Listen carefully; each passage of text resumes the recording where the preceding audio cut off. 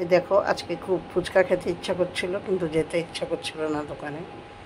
তখন কি করলাম, চটপট ঘরে ফুচকা পাঁপড় ছিল, পাঁপড়গুলো ভেজে নিলাম। যদিও দোকানের মতো লাগে না, তবু কিছুটা তো স্বাদ মিটলো, দুধের স্বাদ ঘোলে হলেও তো মিটলো। হ্যাঁ, আর এগুলো চটপট ভেজে নিলাম।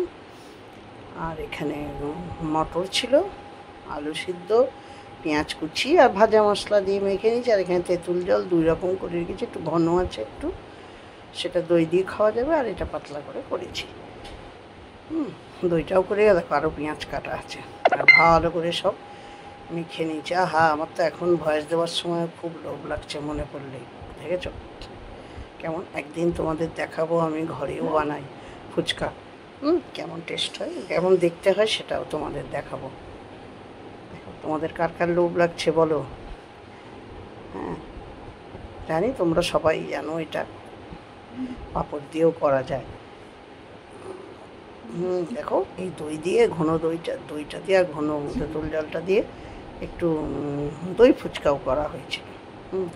এবার সাজিয়ে যখন করেছিলাম, খাওয়ার সময় ফটো তুলতে ভুলে গেছি, উত্তেজনায় সবাই তো খেতে আরম্ভ করে দিয়েছে।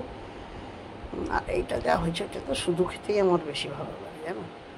হট করে খেয়ে নিই যেন, মাখতে মাখতে কতবার যে মুখে দিয়েছি তার নাই ঠিক। কেমন লাগলো ভিডিওটা একটু বলো, সবাই কমেন্ট করো। ভালো লাগলে লাইক, কমেন্ট, শেয়ার। ফেসবুক থেকে দেখলে একটু ফলো করে দিও, আর যারা ইউটিউব থেকে দেখছো তারা একটু সাবস্ক্রাইব করে দিও। পাশে থাকা বেল নোটিফিকেশানটা টাচ করে অল করে দিও, তাহলে আমার সমস্ত পোস্ট তোমাদের সামনে যাবে। আজকে তোমাদেরকে সবাইকে অনেক ভালোবাসা।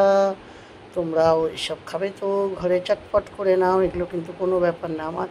আমি না মাঝে মাঝে একটু লেবুও দিই, কিন্তু লেবু ঘরে ছিল না। আর দইটা দেখেছো, দইটা একটু হলে ভালো হতো। চলো, আজকের মতো বাই।